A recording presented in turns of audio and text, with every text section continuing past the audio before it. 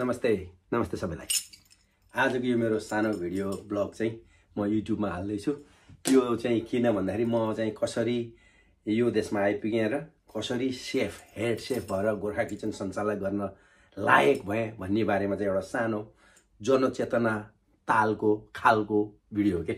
अब म जस्तो हावा मान्छे जिन्दगी चिया पनि नबनाएको नेपालमा मैले खालि एउटा अन्डा उसिनेर खान जाने थिएँ अनि वाइ चाउचाउ काँचो खान जाने थिएँ नेपाल छँदाखेरि। त्यस्तो मान्छे यो देशमा आएर 18 वर्षको उमेरमा यो देशमा आमाले गोला प्यारो लगाएपछि आएर यो देशलाई कर्मभूमि बनाएर म अहिले चाहिँ 28 वर्षदेखि गोर्खा किचन नटिङममा सञ्चालन गरेर बसेको छु। पहिला चाहिँ स्कटल्यान्डमा थिएँ 13 वर्ष, नटिङममा 15 वर्ष भयो भनेपछि 28 वर्ष चाहिँ मैले गोर्खा किचन चलाइसकेको छु इङ्ल्यान्डको ठाउँमा, होइन बेलायतमा भनौँ न। अब कसरी सम्भव भयो र कसरी गऱ्यो भन्दाखेरि अलिकति मान्छेको गर्छु भन्ने यो हिम्मत पनि चाहिँदो रहेछ। अनि त्यसपछि अर्को चाहिँ अब मेरो अरू उपाय छैन, केही त गर्नु पर्यो भनेपछि पनि त्यहाँबाट नि ऊर्जा आउँदो रहेछ क्या। अब अप्सनहरू तपाईँले ठाउँमा राख्नुभयो भने अनि तपाईँलाई चाहिँ लेट डाउन गर्दो रहेछ क्या। समयले परिस्थितिले जहिले पनि लेट डाउन गर्दैछ। होइन म त यही गर्ने हो, यो बाइक चाहिँ मेरो केही अप्सन छैन भने त्यो दिमागमा राख्यो भने चाहिँ त्यो कसरी भित्रबाट आउँदो रहेछ र भइदो रहेछ क्या।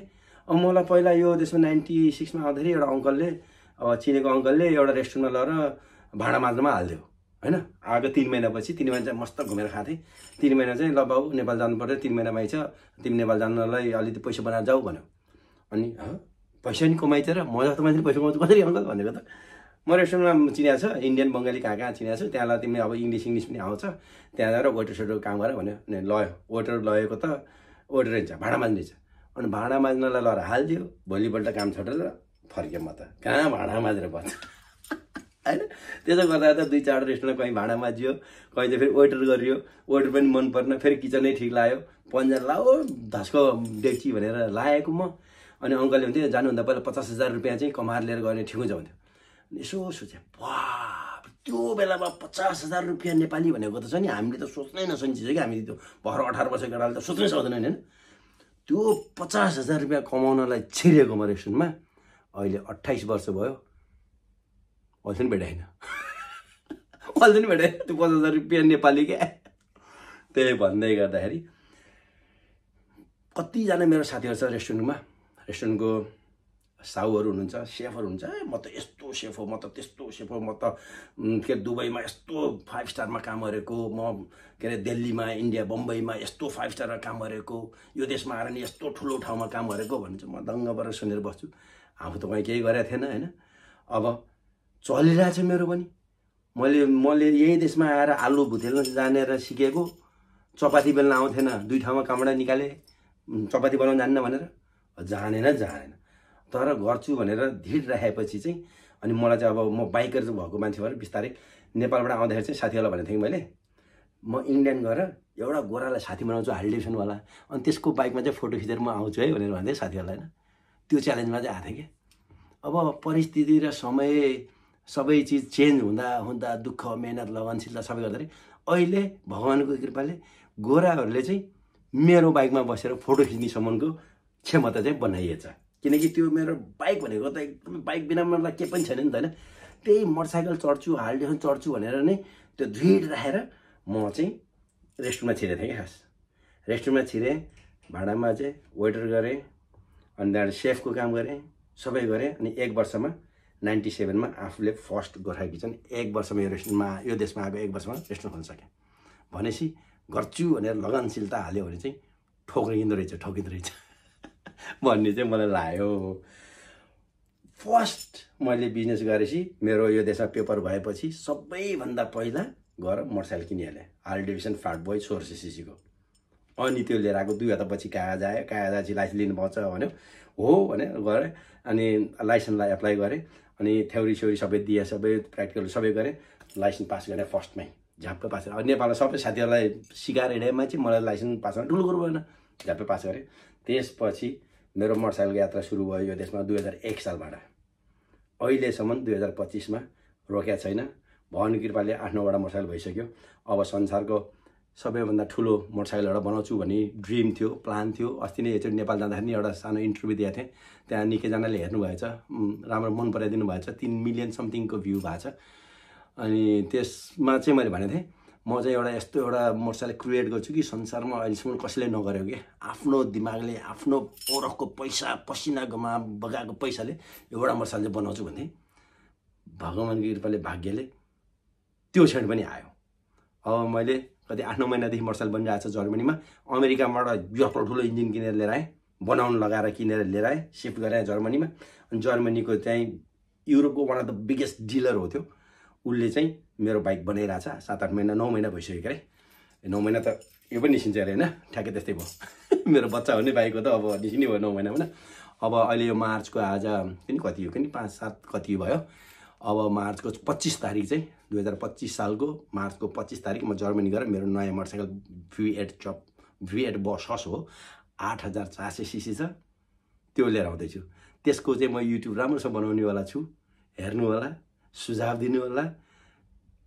यो मोटरसाइकल जसले नि बनाउन सक्छ पैसा जसले नि हाल्न सक्छ तर मैले यो बनाउनुको कारण चाहिँ नि यो मन त मेरो नेपाली हो भनेर त्यो यत्रो ठुलो ट्याङ्कीमा यो मन त मेरो नेपाली हो भनेर देखाएको छु क्या त्यसलाई भन्छ नेपाली क्या 28-29 वर्ष भयो चाहिँ नेपाल छोडेको यति छ नि नेपाल यहाँ तर के गर्नु नेपाली हामीलाई छैनन् नेपालमा गएपछि एयरपोर्टबाट तपाईँको बेइज्जत र लुटपाट सुरु हुन्छ घरमा छिरेपछि नि सुरु हुन्छ साथीभाइहरूले त अब मुर्गा त कसरी हान्छ त तपाईँहरूलाई मैले भनिराख्नु पर्दैन सबैलाई थाहा भएको कुरो होइन सबैलाई नभन भन्दा यसो हेर्दा जसित कुराहरू जो यो देशबाट विदेशबाट नेपाल जाने जसले नि त्यही भन्छ साथीहरूले नै हैरान बनायो भन्छ भेरी सरी त्यसको लागि त्यसो नगर्नु होला विदेशको साथीहरूले यति दुःख पैसा कमाएको हुन्छ यति मेहनत गरेको हुन्छ हाम्रो यहाँ एक मिनेटको पैसा आउँछ आउनुलाई चाहिँ होइन तर त्यो मेहनत त्यो मिनेट छ नि हामीलाई 1 वर्षको लोद पान्छ क्या त्यति दुःख हुन्छ क्या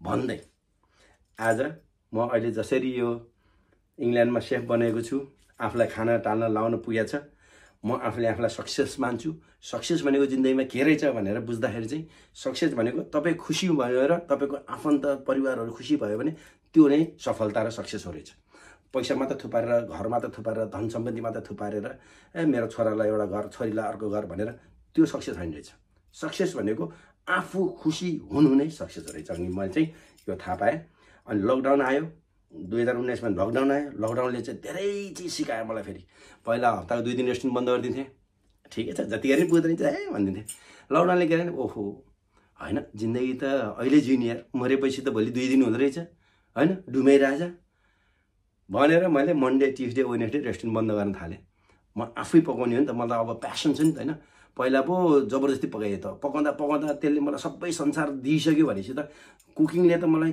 सर्वस्व दियो भने कुकिङ त मेरो भगवान हो नि त अनि मेरो भगवानलाई त मैले आफूले गर्छु नि सेफ राखेर गर्नुभन्दा त म आफै गर्छु भनेर लकडाउनदेखि चाहिँ रेस्टुरेन्ट 3 दिन बन्द गर्छु थर्सडे फ्राइडे सैटरडे सन्डे मात्र खोल्छु हामी आफ्नो फ्यामिलीहरू छन् धेरै जस्तो अनि भाइहरू छन् एकदमै मेरो आफ्नो यहाँभित्रको भाइहरू छ केटाहरू हेल्प गर्छ रमाइन्छ अनि खाइन्छ पिइन्छ घुमिन्छ बाइकमा हिँडिन्छ भन्दै गर्दा यो धेरै ट्याउँ नगरौँ धेरै नै बोले जस्तो लाग्यो मलाई हैन किनकि आज चाहिँ अलिकति पहिलाको सबैहरू म कसरी किन यो ठाउँमा छु भन्ने कुराहरूलाई मात्र थाहा दिन चाहेको अब हेर मेरो भिडियो म कसरी रेस्टुरेन्ट चलाइरहेको छु मैले रेस्टुरेन्टलाई सञ्चालन कसरी गरिरहेको छु म कस्तो खालको हावादारी सेफ हो हेर्नु होला म बाइकर भएको कारण मेरोमा बाइकर खाना आउँछन् नर्मल मान्छे त आउने भइहाल्यो भन्दै गर्दा यो सानो भिडियो हेर्नु होला भन्दै अहिलेलाई म भिडियो देखाएँ त नमस्ते सबैलाई मेरो बिहानी मेरो शुभ बिहानी अनि त्यसपछि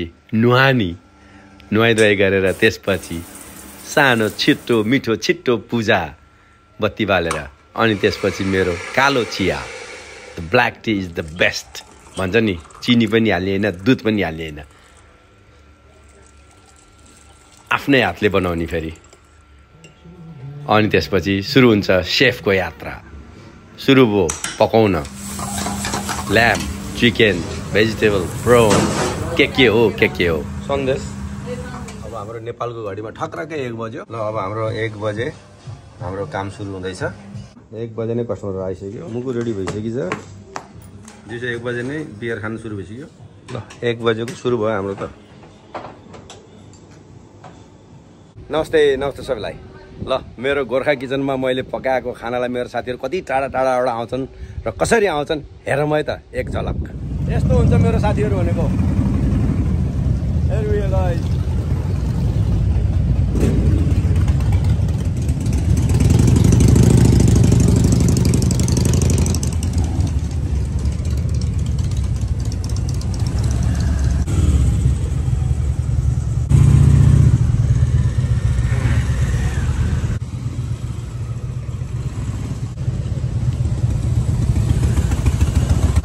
यो चाहिँ गोर्खा किचनको समर सुरु भएको हो है। गोर्खा किचनमा समर सुरु भयो भन्छ यसलाई चाहिँ के। मोटरसाइकल पार्किङ ओन्ली हो नि त्यहाँ त। फेरि केटाहरू यता पनि बसे 2-4 जना चाहिँ मेसो नपाएर।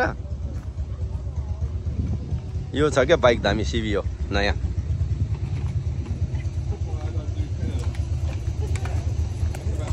Morning. Hi. Hi, mate. Are you all right? Okay. Gorkha किचनको समर सुरु भयो। मेरो साथीहरू आयो। ल मेरो साथीहरू चाहिँ बस्ने यो टेबलमा हो है। यो चाहिँ हाम्रो हार्ली टेबल भयो। यसै भएको कारणले हार्ली टेबल हुन्छ कि मेरो चाहिँ। Hey guys. To your table. This way. Bike is this side. On a Harley table. Welcome in. Cheers, mate. Come on in. This side. How the body? All right.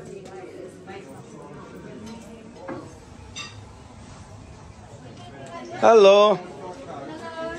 We are this side, okay? How is everybody? All right. Welcome in. Welcome in. Yeah.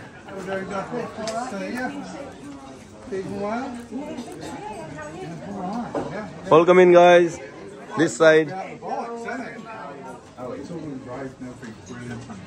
I rode this last Tuesday. Actually, went to Matlock. Really good ride. I see your video. Oh yeah, cool. Welcome in, guys. Welcome in. This side we are.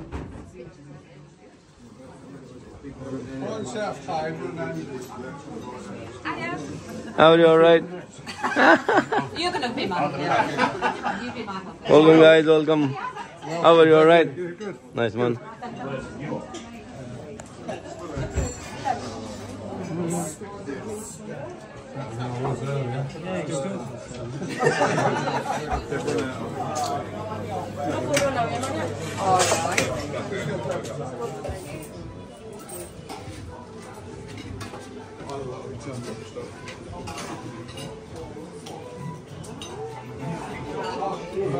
Hello guys, everything all right? Okay? Yes, thank you. Very good, mate. Very good. Thank you very much for coming again. Nice to see you all. Everything all right then, guys? All right? Okay? Yeah. Thank you very much. Thank you. Everything okay, guys? Okay? Yeah. Very nice. Very nice. It's nice weather outside too, isn't it? Ah. I bet you can't ride it back again. No? You going back though? Back up for test drive. I've done that last Tuesday. It was brilliant. Went to Matlock from here. Brilliant. Good weather, good bike. Yeah. Yeah. Cafe racer. Yeah. You alright, buddy? Good man. Alright, enjoy, okay? Enjoy. Thank you. ल आज Sunday Buffett हाम्रो डार्टफोर्ड र लन्डनबाट साथीभाइहरू आएका छन् खानलाई। कस्तो लाग्यो दीपक? दामी छ। बिनी कस्तो छ?